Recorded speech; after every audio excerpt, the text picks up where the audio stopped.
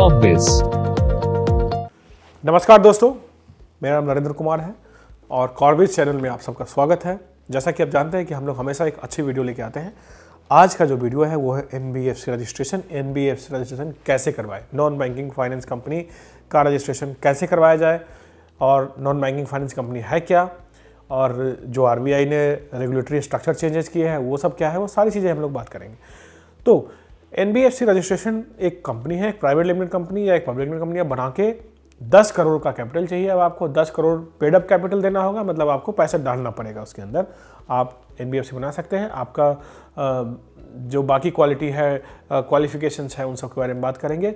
तो हमारे देश में एनबीएफसी का 4 लेयर बनाया गया है। एनबीएफसी का बेस लेयर है जो नॉन डिपॉजिट, जो पब्लिक से डिपॉजिट नहीं ले रही है, और 1000 करोड़ से नीचे का एसेट है, मतलब loan size, total asset size जिसे कहते हैं लोन साइज, वो 1000 करोड़ से नीचे है। मिडिल लेयर वो है जिसका 1000 करोड़ से ज़्यादा है या पब्लिक डिपॉजिट लेता है।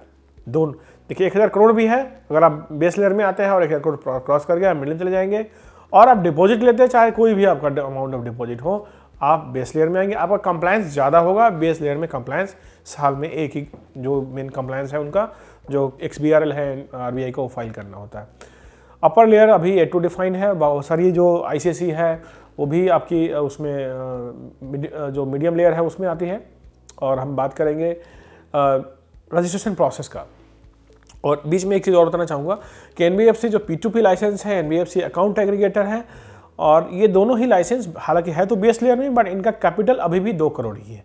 तीसरी चीज़, अगर आप एनबीएफसी रजिस्टर करते हैं जिसका मेन पर्पस जो है वो इन्वेस्टमेंट करना है और उसमें कस्टमर इंटरफेस नहीं है, मतलब आपने कंपनी में इन्वेस्ट करना है, तो अभी भी रिक्वायर्ड कैपिटल 2 करोड़ ही है।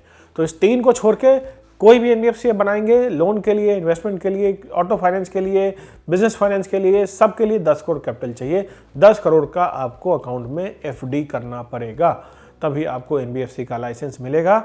और लाइसेंस कैसे मिलेगा? सबसे बड़ी बात यह है कि सबसे पहला काम है कि आप कंपनी बनाएं, राइट ऑब्जेक्ट राइट नेम के साथ बनाएं, और राइट मैनेजमेंट, मतलब राइट डायरेक्टर्स आपके पास होना चाहिए। डायरेक्टर के पास बैंकिंग का पुराना एक्सपीरियंस होना चाहिए। उनके सर्टेन पैरामीटर्स हैं रेटिंग का जो हम लोग करते हैं, उस रेटिंग को अगर वो क्वालिफाई करते हैं, उनका एक प्रोसेस ऑफ ड्यू डिलिजेंस है, उसको क्वालिफाई करते हैं, तभी आप उनको बोर्ड में लेकर के आए। अन्यथा आपका पूरा समय और जो आपका फाइनेंशियल लॉस भी हो सकता है उसके अंदर।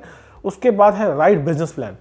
ये कोई मामूली बिजनेस प्लान नहीं जो आप बैंक को देके लोन लेते हैं। एक ऐसा बिजनेस प्लान है जो आपके भविष्य के बारे में बताएगा, आपके बिजनेस के बारे में बताएगा, आपके प्रोडक्ट के बारे में बताएगा, आपका लोन बिजनेस चलेगा कैसे, कलेक्शन कैसे होगा, कहाँ से लोन ओरिजिनेट होगा, कहाँ आपका डीएसए होगा, कहाँ आपका ब्रांच होगा, आप डिजिटली करेंगे तो कैसे करेंगे, कितने कस्टमर एक्वायर करेंगे, एक्विजिशन कॉस्ट क्या होगा, सर्विसिंग कॉस्ट कितनी होगी, आपका लोन डिफॉल्ट कितना होगा, आप साल में कितना कमाएंगे, कौन से एरिया में जाएंगे पहले, उसके बाद कौन से एरिया में। This is a detail business plan जो आपको बनाना पड़ेगा।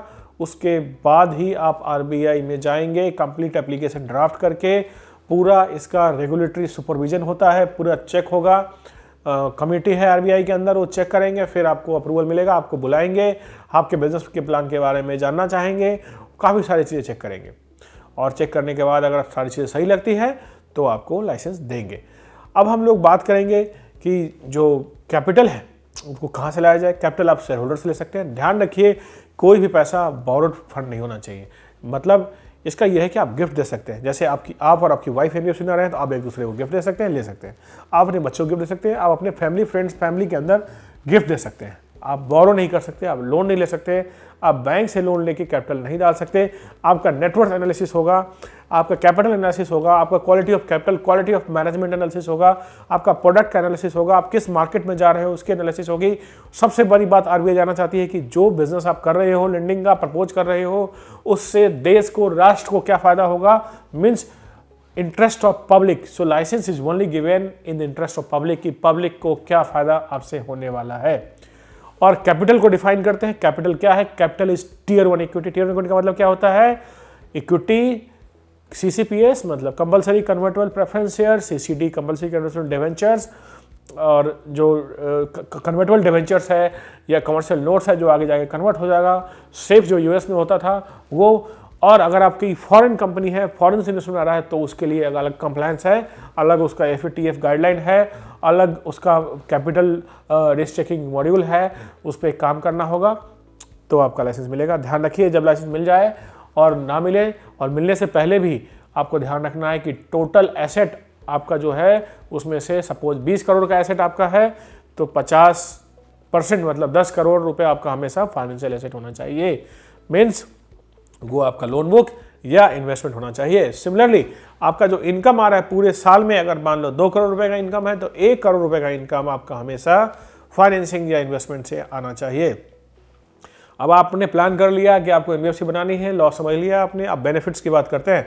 बेनिफिट्स का फायदा, इस सबसे बड़ा बेनिफिट्स ये है कि आपके पास पूरा इंडिया एक्सेस है, आप एक रेगुलेटेड लेंडर है, आपको CKYC आप कर सकते हो, आप बहुत सारा API यूज कर सकते हो, आप क्रेडिट का रिस्क चेक है वो आप ऑनलाइन कर सकते हो, आपका कोई डिफॉल्ट होता है आप उसको रिपोर्ट कर सकते हो, जो स्टेट लेंडिंग लाइसेंस में आप नहीं कर सकते थे। ध्यान रखिए, अगर स्टेट लेंडिंग लाइसेंस आपके पास है तो आपको वो पहले ही क्लोज डाउन करनी पड़ेगी, तभी आप अप्लाई कर सकते हैं।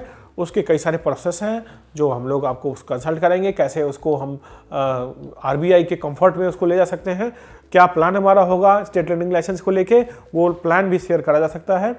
और जो बेनिफिट्स ऑफ रजिस्ट्रेशन है उसमें आपका एक तो आपका क्रेडिबिलिटी है मार्केट में, कस्टमर कॉन्फिडेंस है, आपका बोरोवर आपसे कॉन्फिडेंस रहता है कि भाई ठीक है मैं एक ऐसे प्लेटफॉर्म के साथ जुड़ा हूँ, ऐसे कंपनी के साथ जुड़ा हूँ जो एक रेगुलेटेड है, आप बैंक से लोन लेके भी लेंडिंग कर सकते हो, आप खुद पैसे डाल सकते हो, आपको पूरा एक कॉर्पोरेट स्ट्रक्चर मिलता है। और उसके अलावा आपकी जो क्रेडिबिलिटी है मार्केट में, market size all over India operations है, लीगल हैसल्स कम है, आप रिकवरी फास्ट कर सकते हैं। Then comes to compliance. Compliance बहुत नॉर्मल है, जैसे एक प्राइवेट लिमिटेड कंप्लायंस होता है, उसके अलावा RBI कुछ कंप्लायंसेज है, बट हाँ ध्यान रखिए आजकल RBI बहुत एक्टिव है, बहुत सारे नोटिसेज लोगों के पास जा रहे हैं, रेगुलर चेक हो रहा होता है, आपका बिजनेस रजिस्टर्ड ऑफिस एग्जिस्ट होना चाहिए, आपके जो गाइडलाइन है RBI के डिजिटल लेंडिंग LSP के लिए, बाकी जो आउटसोर्सिंग गाइडलाइन है वो सब गाइडलाइन आपको समय समय पे आपको कंप्लाई करना पड़ेगा, इसके लिए बहुत एक्सपर्ट की ज़रूरत है। अगर आप कोई NBFC लाइसेंस देख रहे हैं, आपको कंप्लायंस की सहायता चाहिए या NBFC आप कोई एग्जिस्टिंग NBFC टेक ओवर कर रहे हैं, आप हमारी टीम को कांटेक्ट कर सकते हैं, आप हमारी वेबसाइट को विजिट कर सकते हैं www.corbis.io, आप मेल कर सकते हैं info@corbis.io। आप हमारे चैनल को सब्सक्राइब करिए, लाइक कीजिए और जो घंटी वाला बटन है उस पर भी क्लिक कीजिए और नीचे कमेंट कीजिए। कोई भी सवाल हो हमारी टीम आपको बेशक जवाब देगी, और कोई भी सहायता आपको चाहिए NBFC चलाने से लेकर fund raise, compliance, audit, tax, कुछ भी, एक प्लेटफॉर्म corbis.io, सब कुछ मिलेगा आपको यहाँ। धन्यवाद।